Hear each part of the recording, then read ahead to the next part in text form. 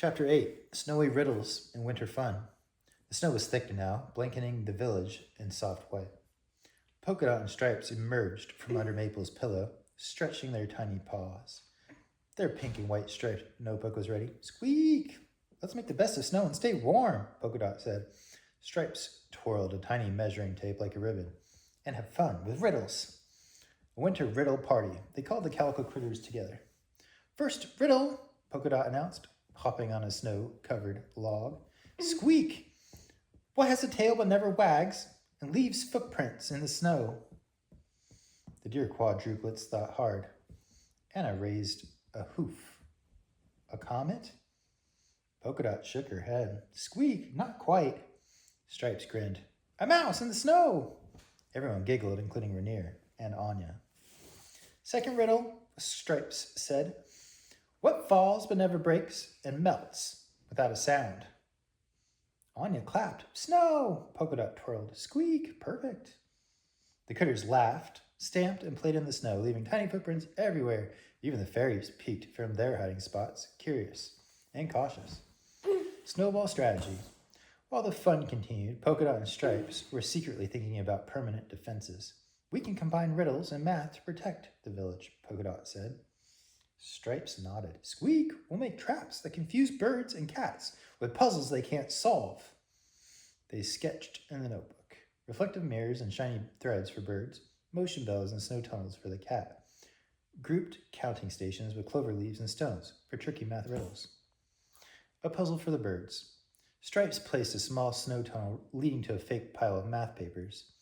Polkadot hid a riddle inside. I go up when it's cold, but fall when it's warm. I have no legs, yet leave prints on the farm. What am I?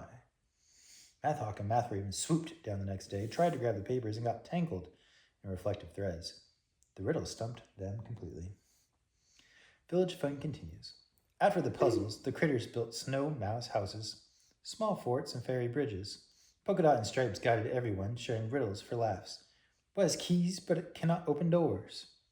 Rainier shouted, A piano! I have hands, but cannot clap. What am I? Anya said. A clock! Even Maple barked happily as the critters laughed. Success. By nightfall, the village was cozy, decorated with small lanterns reflecting on the snow. Polkadot and Stripes tucked themselves under Maple's pillow, whiskers twitching. Squeak, this is the life, Polkadot murmured. Stripes smiled. And tomorrow we finish the permanent defenses. Chapter 9, Building the Permanent Defense System. The next morning, the snow had settled and the sun sparkled on rooftops and icy branches. Polkadot and Stripes had a plan, a permanent defense system for the Calico Critter Village. Mousie, still calm and precise, joined them with her detective notebook. Part 1, The Fairy Garden Defense. Reflective mirrors and foil strips were placed high in the trees. Motion bells twitched with even the slightest breeze. Clover, leaves, and stones were arranged in triples, as a pattern only fairies, mice, and critters could read. Stripes placed fake math papers around the garden and confused Math Hawk and Math Raven. Polkadot hid riddles inside the snow tunnels. What comes once in a minute, twice in a moment, but never in 1,000 years? Rainier giggled and whispered the answer to anyone curious. The letter M. The more you take, the more you leave behind. What am I?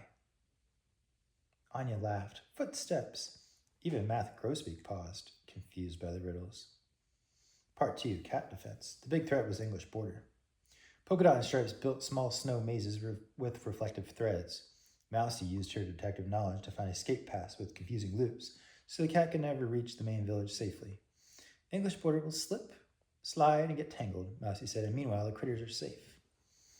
Part 3, Bird Defense. The birds are tricky. Polkadot and Stripes created mirror mazes and fake math trails.